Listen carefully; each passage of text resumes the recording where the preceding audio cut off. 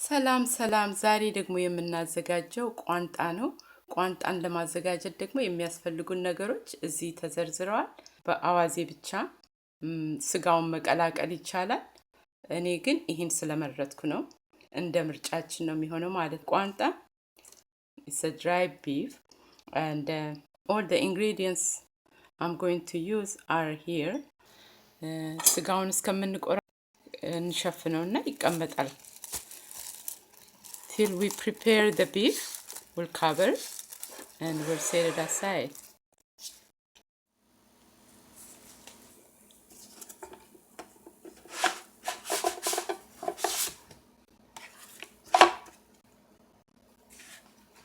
እሺ ስጋው ይሄን ነው የሚመስለው።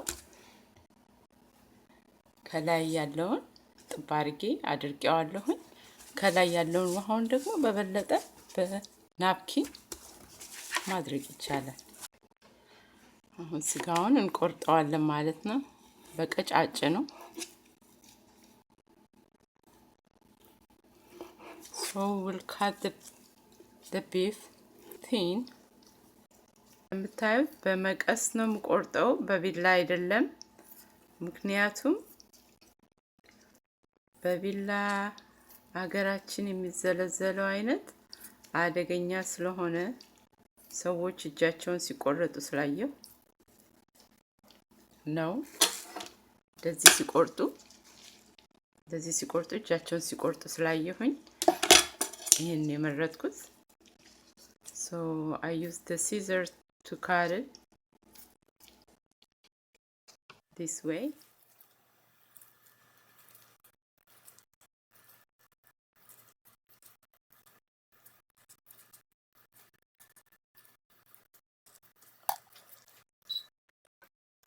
አሁን የዘለዘልነውን ስጋ ማሪኔት ከሆነው ሶስ ጋር እንቀላቅለዋለን። We will mix the beef, the cut beef like this, long strings beef with the marinated sauce. አሁን ማሪኔት አድርገናል ስጋውን። እንደምትመለከቱት ይሄን ነው የሚመስለው።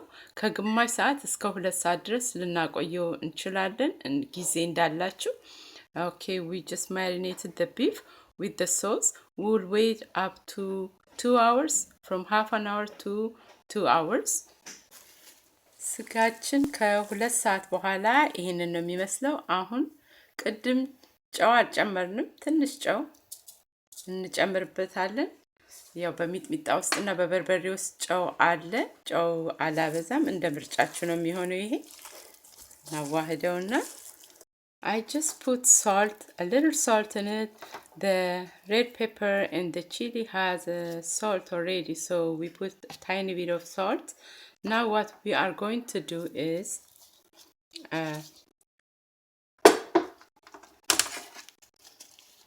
on the baking sheet. So the dripping will be on this. So we'll put this at the bottom so we will not mess up our baking sheet. ይሄ እንዳይበላሽብን ፎይል ከላዩ ላይ አድርጉበት። ስንጨርስ ይሄን እንጥለዋለን።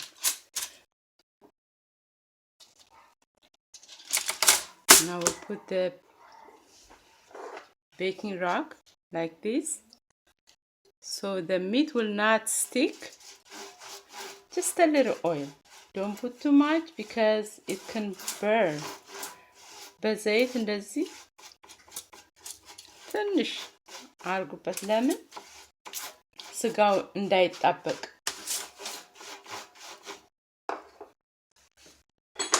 ከዛ እያንዳንዱን እንደረድረዋለን።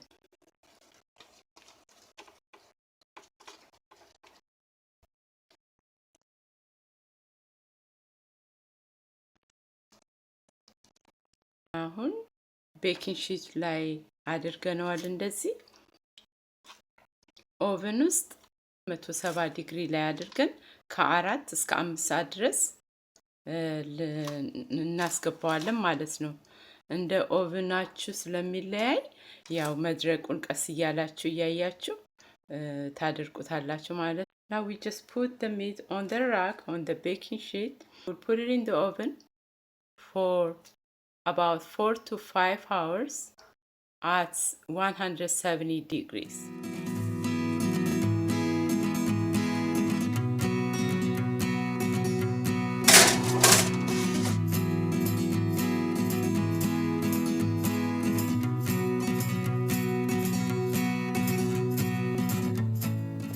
እና ቆንጆ ሆኖ ደርቋል ማለት እንግዲህ በአጭር ጊዜ ውስጥ ቋንጣ ለማዘጋጀት ችለናል ማለት ነው። Okay, so now we took out this from the oven.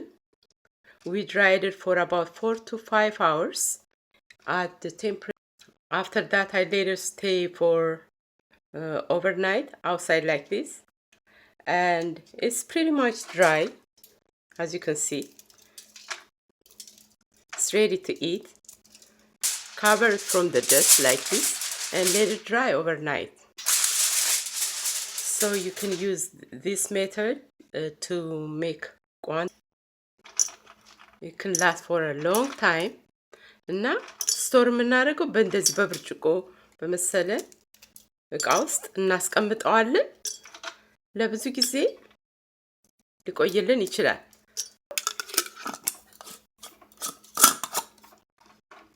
Thank you for watching. This is what it looks like ቋንጣ. It is ready to put it in.